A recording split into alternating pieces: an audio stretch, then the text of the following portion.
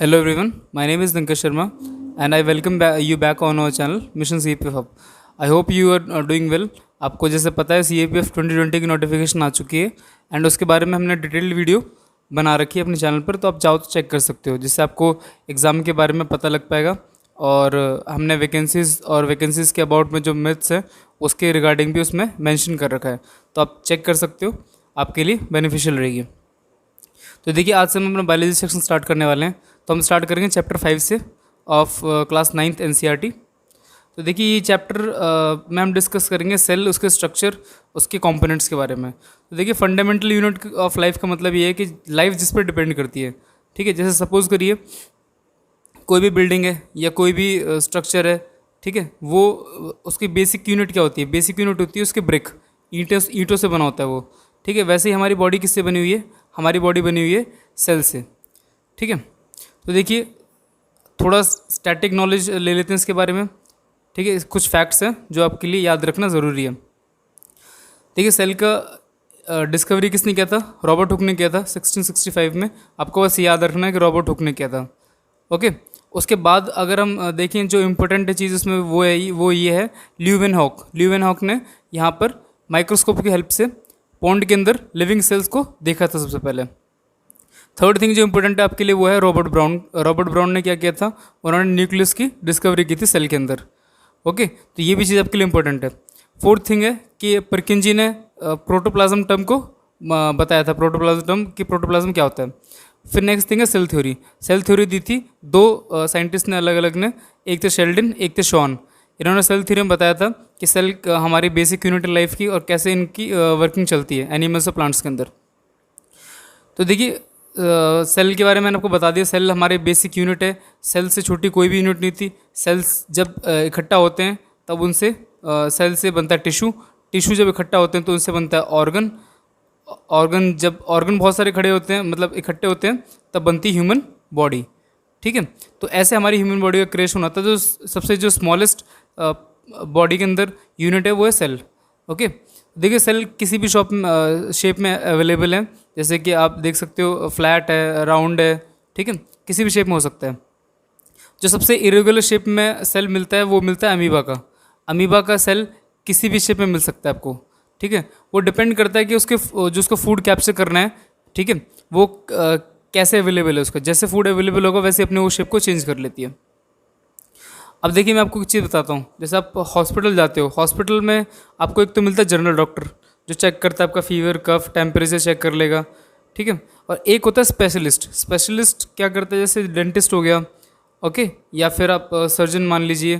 ठीक है, तो ये सारे जो डॉक्टर होते हैं स्पेशलिस्ट होते हैं। तो वैसे ही सेल के अंदर ना सेल ऑर्गेनेलीज होते हैं। सेल ऑर्गेनेलीज क्या करते हैं? वो सेल के अंदर स्पेसिफाइड फंक्शन को प्रोवाइड करते हैं। जैसे देखिए, आपका हार्ट बीट कर रहा है, उसके लिए डिफरेंट सेल ऑर्गेनेलीज हैं। लंग्स आपके रेस्पिरेशन में हेल्प करते हैं, तो उसके लिए डिफरेंट सेल ऑर्गेनेलीज हैं। ठीक है, तो ये डिफरेंट सेल ऑर्गेनेलीज के अंदर डिफरेंट डाटाज होता है, उनको बताया जाता है कि आपको ये फंक्शन करना है। ओके, तो सेल ऑर्गेनेलीज याद रखिएगा कि ये स्पेशलाइज फंक्शन को परफॉर्म करने के लिए होते हैं सेल के अंदर। अब देखिए, अब आता है घर का चौकीदार। ठीक है, घर का चौकीदार कौन होता है? जो घर की रक्षा करता है, वो देखता है घर के अंदर एंट्री एग्जिट कौन कर रहा है। तो सेल का चौकीदार कौन है? Plasma membrane. ठीक है, वॉचमैन। ये क्या करता है? एंट्री और एग्जिट को कंट्रोल करता है, मतलब कौन एंटर कर रहा है, कौन बाहर जा रहा है सेल के अंदर, ये किसके हाथ में? वो इन जनाब के हाथ में, प्लाज्मा मेम्ब्रेन के, कि कैसे किसी के एंट्री और एग्जिट को कंट्रोल करना है। ठीक है, तो देखिए, इसको हम सेलेक्टिवली परमेबल मेम्ब्रेन भी कहते हैं, क्योंकि ये सेलेक्टिवली चीज़ों की एंट्री और एग्जिट को अलाउ करता है कि कौन सी चीज़ एंटर करेगी, कौन सी चीज़ एग्जिट करेगी, वो ये सेलेक्ट करता है, ये चूज़ करता है। ठीक है, तो देखिए, सेल के अंदर डिफरेंट चीज़ें जाती हैं। सेल को अब देखो, चलने के लिए खाना भी चाहिए, अगर वो प्रॉपर फंक्शनिंग हो उसकी। तो देखिए, सेल की जो फंक्शनिंग होती है उसके लिए जितनी भी गैसेस चाहिए होती हैं, ठीक है, मेजरली कार्बन डाइऑक्साइड और ऑक्सीजन की बात कर रहा हूँ मैं यहाँ पे, वो हमें मिलती है bye the process of diffusion का मतलब क्या होता है? मिक्सअप होना। ठीक है, किसी एक एनवायरनमेंट से दूसरे एनवायरनमेंट में मिक्स होना। तो जैसे सेल है, ये सेल के पास CO2 कम है। ठीक है, तो सेल के पास CO2 कम है तो CO2 लेगा। ठीक है, और O2 कम है तो O2 लेगा। तो देखिए, मैं आपको एक एग्जांपल बताता हूँ। सपोज करिए ये एक टैंक है और ये एक टैंक है, ठीक है। अब इस टैंक को इस टैंक से कनेक्ट कर दिया, ठीक है, और इसमें हमने वाटर का फ्लो स्टार्ट कर दिया। जब ये टैंक फुल हो जाएगा तो इसका पानी इस टैंक में जाना स्टार्ट हो जाएगा, ठीक है। ये टैंक इतना भरा हुआ है मान लीजिए, ठीक है। तो ये टैंक, जो टैंक भर जाएगा उससे खाली वाले टैंक में पानी जाएगा, ना कि खाली वाले से भरे हुए में जाएगा, ठीक है। तो यहाँ से हमें एक बात क्या पता लगती है कि जो चीज़ क्वांटिटी में ज़्यादा होती है वहाँ से सामान जाता है जहाँ पे क्वांटिटी लो हो, ठीक है। या फिर आप कह सकते हो कि एरिया ऑफ हाई प्रेशर से एरिया ऑफ लो प्रेशर में चीज़ों की मूवमेंट होती है। तो डिफ्यूजन भी ऐसे वर्क करता है। सेल के पास अगर CO2 कम है तो बाहर से CO2 लेगा वो, और O2 कम है तो बाहर से O2 लेगा, अगर O2 ज़्यादा है तो बाहर छोड़ देगा, ठीक है। तो ऐसे करके उसकी फंक्शनिंग होती है सेल की। अब ये तो हो गई गैसेस की बात। अब देखते हैं हम लिक्विड और वाटर की मूवमेंट कैसे होती है। वाटर की मूवमेंट होती है सेल के अंदर by the process of osmosis. Same principle होता है ऑस्मोसिस का भी, यही वाला जो मैंने आपको बताया था टैंक वाला। रीजन ऑफ हाई प्रेशर से रीजन ऑफ लो प्रेशर में इसकी मूवमेंट होती है, ठीक है। इसी को हम ऑस्मोसिस बोलते हैं। अब देखिए ऑस्मोसिस की बात तो हो गई। अब ऑस्मोसिस 3 कंडीशंस में होता है, ठीक है। जैसे मान लीजिए फर्स्ट कंडीशन में क्या है कि सेल है, सेल के पास वाटर की क्वांटिटी कम है और बाहर सराउंडिंग में पानी क्वांटिटी ज़्यादा है। तो देखो मैंने आपको क्या बताया था, जहाँ ज़्यादा होगा वहाँ से कम पे जाएगा, ठीक है। तो सेल बाहर से पानी लेगा, ठीक है। सेल जब बाहर से पानी लेगा तो उसका साइज गेन होगा, मतलब कि वो स्वेल हो जाएगा। देखिए यहाँ पे लिखा है सेल विल स्वेल अप, ठीक है। तो देखिए ये जो सोल्यूशन होता है जिसमें सेल गेन करता है वाटर और गेन करके स्वेल अप हो जाता है, उसे हम बोलते हैं हाइपोटोनिक, ठीक है। अब आपको हाइपोटोनिक याद कैसे रखना है, आप हाइपो को हिप्पो से याद रखिए। हिप्पो थोड़ा हेल्दी होता है, ठीक है। तो ये हेल्दी होता है तो आपको याद रखना है कि सेल स्वेल हो जाएगा, मतलब मोटा हो जाएगा, फूल जाएगा, ठीक है। अब सेकंड थिंग है आइसोटोनिक।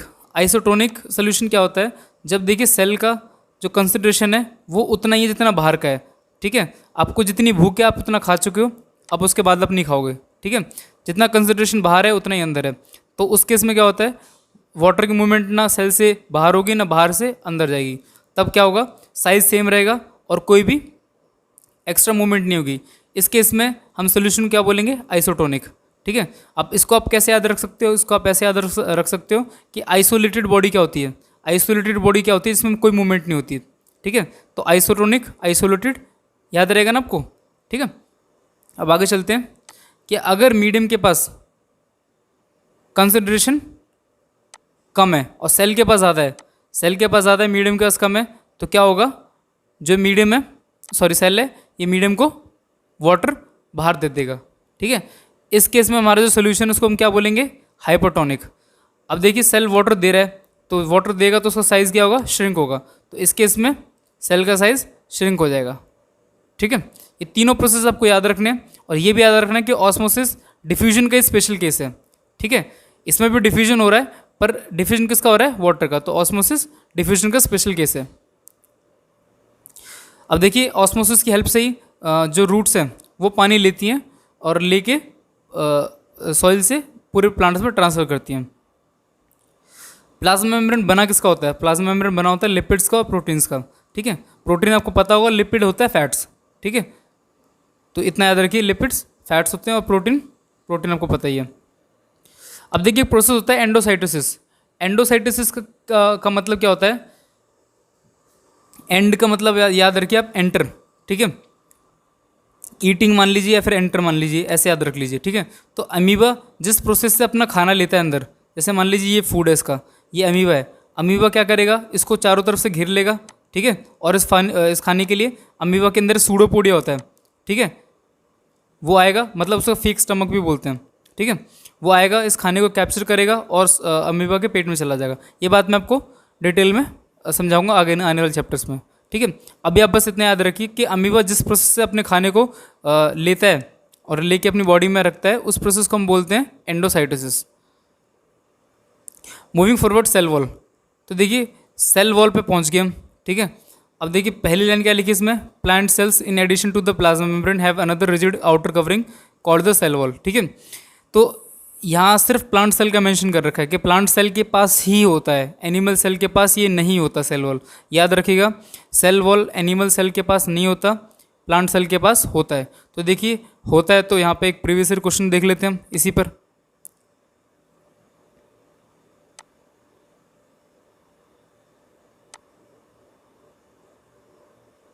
देखिए which one of the following is not found in animal cell. Animal cell के अंदर क्या नहीं होता? अभी हमने पढ़ा था कि सेल वॉल नहीं होता, तो सेल वॉल सीधे डायरेक्टली आंसर हो जाएगा यहाँ से। ठीक है, तो ये भी देखिए कितना इजी आंसर है, और CDS 2 2019 में पूछा गया, मतलब कितना रिसेंट है, मतलब यूपीएससी पूछना चाहता है NCERT से। ठीक है, और आपको जैसे पता है कि बायोलॉजी से अभी 7 क्वेश्चन पूछे गए थे CPF 2019 में। अभी देखिए एक और क्वेश्चन है जो अभी हमने ऑस्मोसिस से पढ़ा था, उसी के रिगार्डिंग है। Which one of the following will happen if the medium surrounding the cell has higher concentration than the cell. अगर जो मीडियम है, ठीक है, उसके पास कंसंट्रेशन ज़्यादा है, ठीक है, तो क्या होगा? अब देखिए मैं आपको बताता हूँ, ये होगा कि if the medium surrounding the cell has higher water concentration than the cell, meaning the outside solution is very dilute, the cell will gain water. तो देखिए the cell will gain water. ठीक है, बिल्कुल स्ट्रेट अवे आंसर्स होते हैं। NCERT को please ignore मत करिएगा, बहुत ही ज़्यादा इंपॉर्टेंट है, बहुत ही ज़्यादा इंपॉर्टेंट है। अब देखिए NCERT के बारे में बात की मैंने, तो मैं आपको एक चीज़ बता दूं कि हमने टेलीग्राम पे जो CAPF प्लस बैच है उस पर 31 तक हमने डिस्काउंट रख रखा है। वैसे वो 500 का है अप टू 31 दिसंबर। ठीक है, 4 महीने के लिए बैच रहेगा वो, और 500 रुपये फीस है वैसे, पर 31 दिसंबर तक 400 रुपीज़ है। तो आप चाहो तो उसको अवेल कर सकते हो। CAPF प्लस बैच पे जा सकते हो, वहाँ पे आपको डेली क्विज मिलेंगी। ठीक है, जहाँ पे आप देख सकते हो, जैसे कि ये प्लस बैच है, ये मैंने ज्वाइन कर रखा है। तो देखिए मेरे को यहाँ पे डेली क्विज मिलती हैं जो कि फ्रेम्ड होती हैं on the pattern of UPSC। जिस पैटर्न पे UPSC क्वेश्चन पूछता है उसी पैटर्न पे क्वेश्चंस एक्स्ट्रा फ्रेम होते हैं ताकि आपकी प्रैक्टिस हो पाए। ठीक है, अब देखिए इसके अलावा अगर मान लो कि कोई बोलता है कि भाई हम तो एक्स्ट्रा क्वेश्चन नहीं पढ़ रहे हैं, हमारे कुछ मतलब का नहीं है इसमें, तो देखिए मैं आपको बताता हूँ, इसके अंदर सिर्फ ऐसा ही नहीं है कि एक्स्ट्रा क्वेश्चन ही होते हैं। इसके अंदर देखिए CDS 1 2018 इसका क्वेश्चन, CDS 1 2018 का ये भी क्वेश्चन, मतलब कि हम प्रीवियस ईयर क्वेश्चन भी इसमें डालते हैं। प्रीवियस ईयर क्वेश्चन डालने से क्या फ़ायदा होता है, आपको पता है प्रीवियस ईयर क्वेश्चन आपको बताते हैं, रास्ता बताते हैं कि ये रास्ता है जिस पर चलना है आपको, और इस तरीके से चलना है आपको। ठीक है, तो आपको पैटर्न बता देते हैं कि इस पैटर्न में आपसे चीज़ें पूछी जाएंगी। तो ज़रूर आप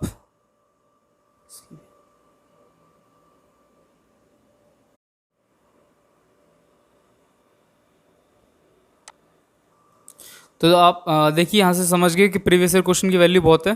तो प्लीज़ CAPF प्लस बैच को ज्वाइन करिए, बहुत यूज़फुल रहेगा आपके एग्ज़ाम के लिए। ठीक है, एग्ज़ाम में बहुत क्वेश्चंस आते हैं इसी बेस पे जो हम पोस्ट करते हैं ग्रुप पर। चलिए अब आगे चलते हैं हम। देखिए अब हमने न्यूक्लियस की बात की थी कि न्यूक्लियस को रॉबर्ट ब्राउन ने डिस्कवर किया था।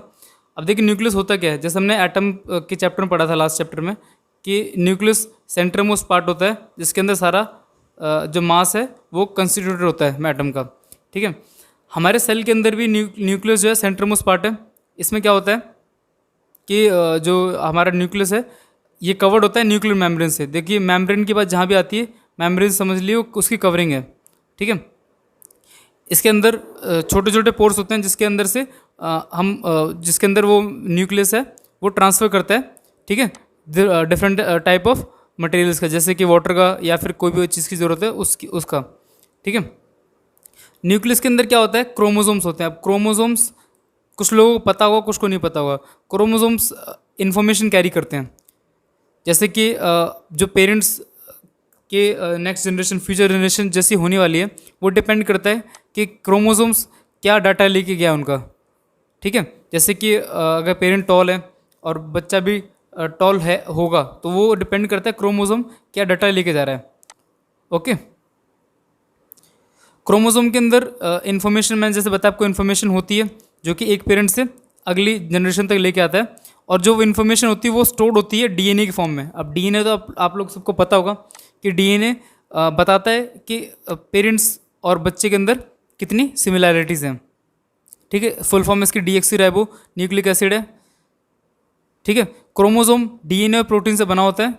DNA इन्फॉर्मेशन स्टोर करता है, प्रोटीन इसको बिल्ड करता है। अब देखिए दो तरह के ऑर्गेनिजम्स होते हैं। फर्स्ट जो कि जिनके पास न्यूक्लियस का मेम्ब्रेन होता है, जिसे हम कहते हैं न्यूक्लियर मेम्ब्रेन, ठीक है। जिसके पास होता है उसको हम बोलते हैं यूकैरियोट्स, जिसके पास नहीं होता उसको हम बोलते हैं प्रोकैरियोट्स, ठीक है। अब देखिए टर्म थोड़ी कॉम्प्लिकेटेड सी लग रही है, कैसे याद रखें? तो ऐसे याद रख सकते हो आप, प्रो से याद रखिए प्रोटेक्शन, ठीक है। जिसके पास प्रोटेक्शन नहीं है वो प्रोकैरियोट्स, जिसके पास है वो यूकैरियोट्स, ठीक है। प्रोकैरियोटिक जो ऑर्गेनिज्म होते हैं उनके अंदर एक तो न्यूक्लियर मेम्ब्रेन नहीं होता और उसके पास साइटोप्लाज्मिक ऑर्गेनेल्स भी नहीं होते। साइटोप्लाज्म भी आप एक तरह का कह सकते हो कि गार्ड है, जो कि प्रोटेक्शन प्रोवाइड करता है सेल को, ठीक है। अब आगे चलते हैं।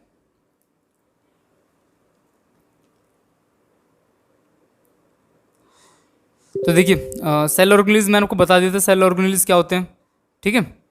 अब सेल ऑर्गेनेल्स के अलावा हम पढ़ते हैं ईआर। ईआर क्या होता है? एंडोप्लाज्मिक रेटिकुलम, ठीक है। ये different type of cell organelles पढ़ेंगे हम, ठीक है। तो ईआर क्या होता है? ER membrane bound tubes and sheet का नेटवर्क होता है, मतलब कि डिफरेंट टाइप ऑफ मेम्ब्रेन्स होती है इसके पास, और ये लॉन्ग ट्यूब्स एंड शीट्स के जैसा होता है दिखने में, ठीक है। अब देखिए ईआर है दिखने में प्लाज्मा मेम्ब्रेन की तरह होता है, ठीक है। और दो टाइप की ईआर होते हैं, एक होता है रफ एंडोप्लाज्मिक रेटिकुलम, एक होता है स्मूथ एंडोप्लाज्मिक रेटिकुलम, ठीक है। और रफ और स्मूथ में क्या फ़र्क है हम आपको बताते हैं भी। देखिए रफ क्या होता है? रफ को रफ क्यों बोलते हैं? क्योंकि देखिए R ER looks rough under a microscope because it has particles called ribosomes, ठीक है। इसके अंदर एक पार्टिकल होता है जिसे हम राइबोसोम्स बोलते हैं, उसकी वजह से ये रफ दिखता है, ठीक है। समझ गए? तो एक क्वेश्चन को आंसर कर देते हैं। Rough endoplasmic reticulum looks rough under the microscope because of the attachment of which of the following cell organelles to its surface. तो देखिए कौन सा सेल ऑर्गेनेल्स होता है जिसकी वजह से रफ दिखता है? राइबोसोम्स। अभी पढ़ा है हमने, देखिए ये रहा राइबोसोम्स की वजह से ये रफ दिखता है। अब देखिए आरईआर का काम क्या होता है? आरईआर के अंदर होते हैं हमारे राइबोसोम्स। राइबोसोम्स क्या करते हैं? प्रोटीन की मैन्युफैक्चरिंग करते हैं। तो आरईआर क्या है आपका? राइबोसोम्स को कंस्टिट्यूट करता है। और राइबोसोम्स क्या है? साइट ऑफ प्रोटीन मैन्युफैक्चर, ठीक है। तो आरईआर का काम रहेगा, आरईआर आर से रफ और आर से राइबोसोम। तो याद रखिए आरईआर के अंदर राइबोसोम्स होंगे और राइबोसोम्स का काम है प्रोटीन को मैन्युफैक्चर करना, ठीक है। अब देखिए एसईआर का काम क्या होता है? एसईआर का काम होता है फैट मॉलिक्यूल्स और लिपिड्स की मैन्युफैक्चरिंग करना, ठीक है। ठीक है, फैट या फिर लिपिड्स की मैन्युफैक्चरिंग करता है ये। इसके अलावा क्या काम करता है एसईआर? एसईआर ट्रांसपोर्ट का काम भी कर लेता है थोड़ा बहुत, ठीक है। अब देखिए क्या होता है कि कभी कभार ये जो प्रोटीन और लिपिड्स हैं जो ईआर बना रहा है, ठीक है, इसे हम सेल मेम्ब्रेन बनाने के लिए भी यूज़ करते हैं।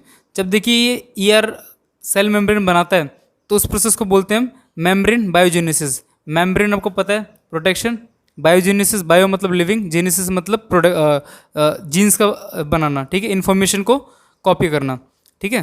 तो मतलब मेम्ब्रेन मेम्ब्रेन बिल्डिंग प्रोसेस को हम बोलते हैं मेम्ब्रेन बायोजेनेसिस।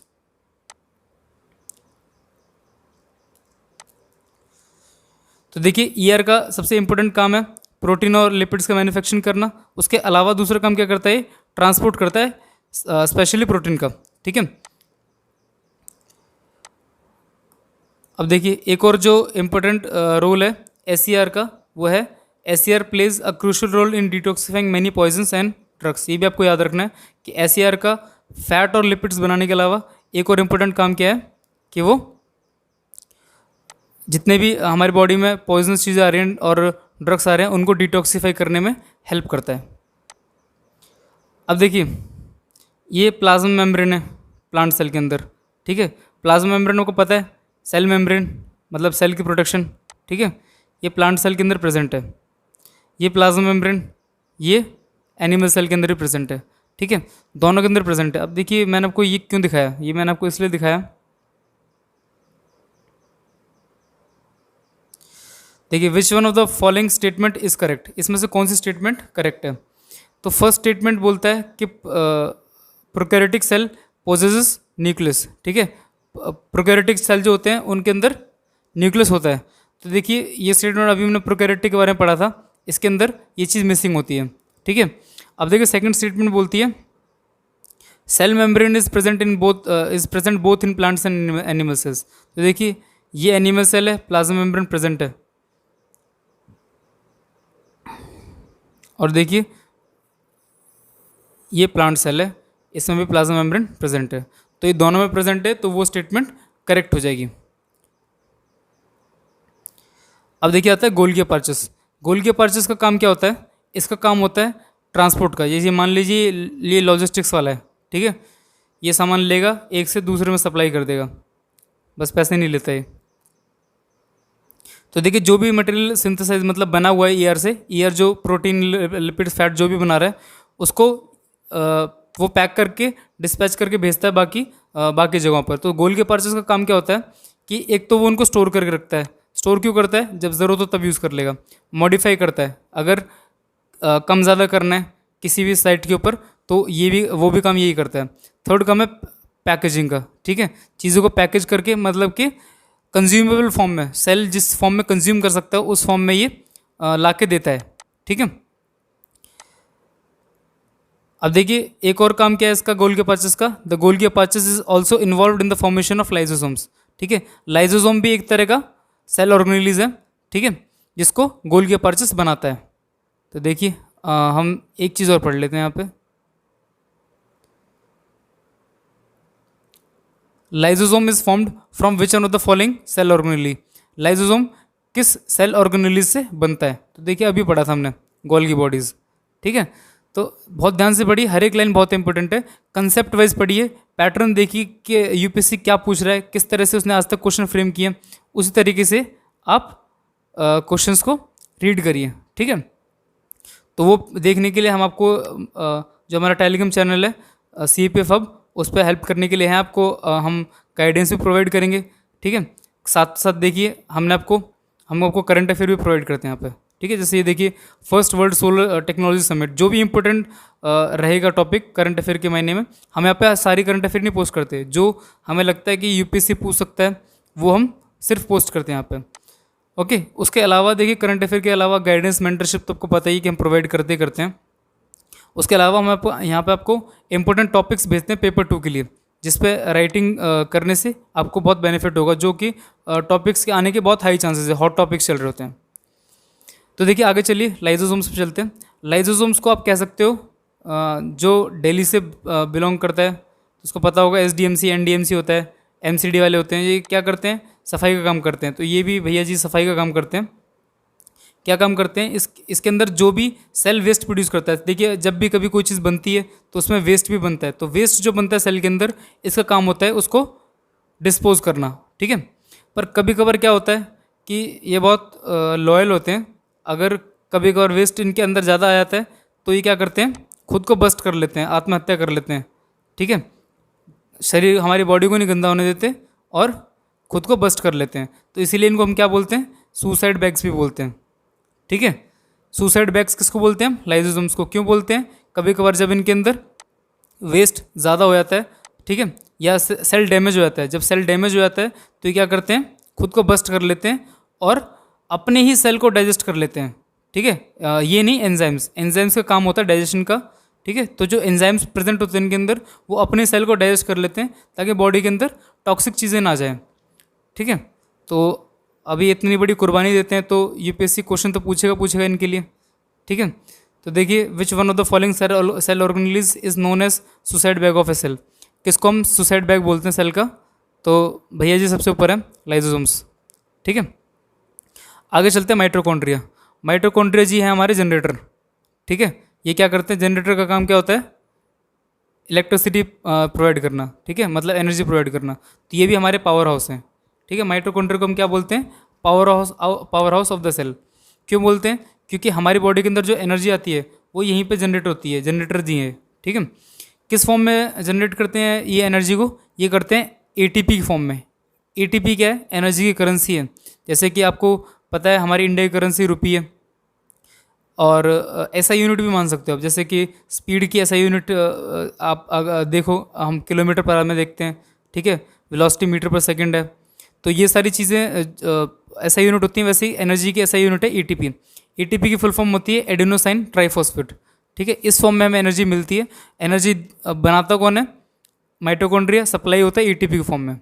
ठीक है, इसको आप कह सकते हो सेल का जनरेटर है। तो सेल के अंदर एनर्जी बनाने का काम कौन करता है? माइटोकॉन्ड्रिया। इसके अंदर डिफरेंट टाइप ऑफ रिएक्शंस होते हैं। ठीक है, जो एटीपी होता है ये क्या करता है, जो माइटोकॉन्ड्रिया के अंदर जितने भी सेल्स होते हैं वो एरिया बना के देते हैं इसको। ठीक है, सरफेस एरिया इंक्रीज करके देते हैं ताकि एटीपी ज़्यादा से ज़्यादा सरफेस एरिया पे ज़्यादा से ज़्यादा एनर्जी की प्रोडक्शन कर पाए। ठीक है, अब देखिए ये जो माइटोकॉन्ड्रिया है ये थोड़ा अलग है बाकी सेल ऑर्गेनेल से। क्यों अलग है? क्योंकि देखिए they have their own DNA and ribosomes. किसी भी सेल ऑर्गेनेल के पास खुद का डीएनए राइबोसोम नहीं है। ठीक है, पर माइटोकॉन्ड्रिया के पास है। तो ये थोड़ा डिफरेंट है। अब जिसके पास राइबोसोम है, राइबोसोम हमने पढ़ा था प्रोटीन का मैन्युफैक्चर करता है। ठीक है, तो इसके पास खुद का राइबोसोम है तो खुद के प्रोटीन बनाएगा ये। ठीक है, तो अलग हुआ ना, तो अलग हुआ तो फिर क्वेश्चन बनता है।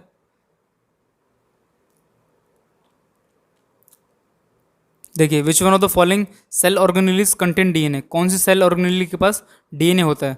तो सेकंड ऑप्शन है माइटोकॉन्ड्रियन। ठीक है, तो ये भी क्वेश्चन बहुत स्ट्रेट अवे था। अब देखिए आगे आता है प्लास्टिड्स। तो देखिए प्लास्टिड्स को प्लास्टिक मत समझ लीजिएगा। प्लास्टिड प्रेजेंट होता है प्लांट के अंदर। P for plastid, P for plants. ठीक है, ओनली इन प्लांट सेल्स। तो ये भी जैसे एनिमल सेल वॉल का केस है, सेल वॉल सिर्फ प्लांट सेल के अंदर होता है। प्लास्टिड भी सिर्फ प्लांट सेल के अंदर होता है। प्लास्टिड भी और सेल वॉल भी। तो ये क्वेश्चन भी पूछा जा सकता है कि मतलब कौन सी चीज़ एनिमल सेल के अंदर प्रेजेंट नहीं है। तो प्लास्टिड भी प्रेजेंट नहीं होता। प्लास्टिड दो तरह के होते हैं, क्रोमोप्लास्ट और ल्यूकोप्लास्ट। आपके लिए होमवर्क ये है कि आप मुझे बताओगे कि क्लोरोफिल क्या होता है। ठीक है, क्लोरोफिल किस में हेल्प करता है और उसका क्या रोल होता है।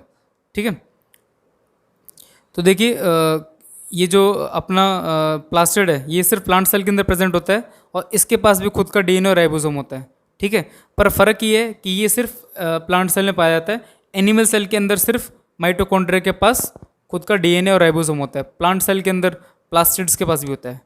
ठीक है, ये चीज़ आपको याद रखनी पड़ेगी। अब देखिए क्लोरोप्लास्ट के अंदर प्लास्टिड के अंदर दो तरह की पिगमेंट्स होती हैं। एक होती है क्रोमोप्लास्ट जो कि होता है कलर्ड प्लास्टिड जो कलर देता है प्लांट को, और एक होता है ल्यूकोप्लास्ट जो कि कलरलेस होता है। अब होता है देखो वैक्यूल्स वैक्यूम, कुछ थोड़ा रिलेशन बनाइए। वैक्यूल्स का वैक्यूम मतलब खाली जगह, तो वैक्यूल्स भी खाली जगह। ठीक है, वैक्यूल्स क्या होते हैं? स्टोरेज सैक्स होते हैं जहाँ पे चीज़ को हम स्टोर करके रखते हैं। ठीक है, सॉलिड और लिक्विड की फॉर्म में। ठीक है, ये एम्प्टी स्पेसेस मान के चलिए आप उसका सेल का। ठीक है, सेल के अंदर ये एम्प्टी स्पेस होते हैं और ये प्लांट सेल के अंदर 50 to 90% सेल वॉल्यूम को ऑक्यूपाई करते हैं। अब देखिए प्लांट सेल के अंदर वैक्यूल्स होते हैं जो कि फुल भरे होते हैं सेल सेप से। सेप का मतलब क्या होता है? सेल का लिक्विड। ठीक है, ये क्या प्रोवाइड करता है सेल को? टर्जिडिटी एंड रिजिडिटी प्रोवाइड करता है। रिजिडिटी मतलब हार्डनेस, टर्जिडिटी मतलब भी हार्डनेस ही है। ठीक है, तो ये दोनों चीज़ क्या प्रोवाइड करता है? उनको टफ और हार्ड बनाता है। ठीक है, तो देखिए इसी पे एक क्वेश्चन भी है।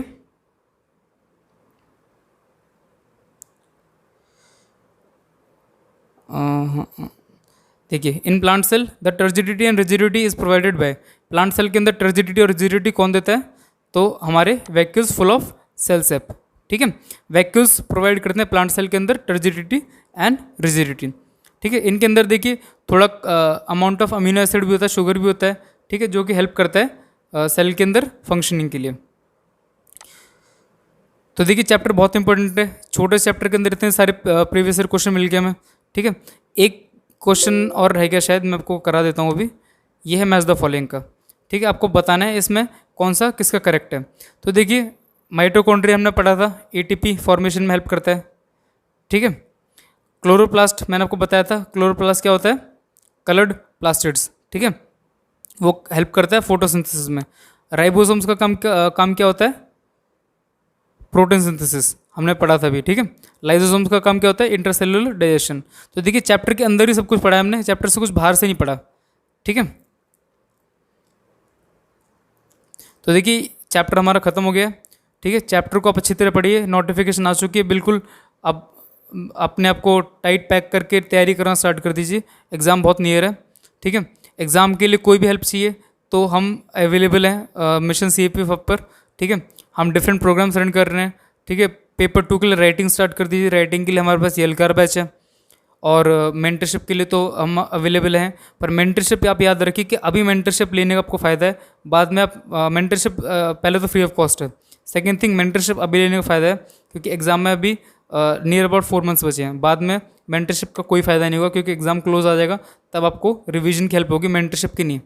ठीक है, तो अभी आप अपनी स्टडी प्लान बना लीजिए, अच्छे से पढ़िए। वीडियोस जो मैं बना रहा हूँ इसको आप 1 से 2 बार देखिए, रिवाइज करिए कंसेप्ट्स। इसको आप देख लोगे तो आपका, मैंने इसके अंदर चैप्टर के अंदर जो भी इंपॉर्टेंट चीज़ें सब कुछ कवर कर लिया है, कुछ भी नहीं बचा। अगर इनकेस कुछ लगता है आपको कि समझ नहीं आया या फिर कुछ एक्स्ट्रा मैं आपको टॉपिक बताऊं तो आप कमेंट सेक्शन में मेंशन कर दीजिएगा, मैं नेक्स्ट वीडियो में वो ज़रूर कवर करूँगा। ठीक है, तो अच्छे से तैयारी कीजिए and all the best for your preparation and thank you so much for being with me. I'll be coming back with another video soon. Okay, bye.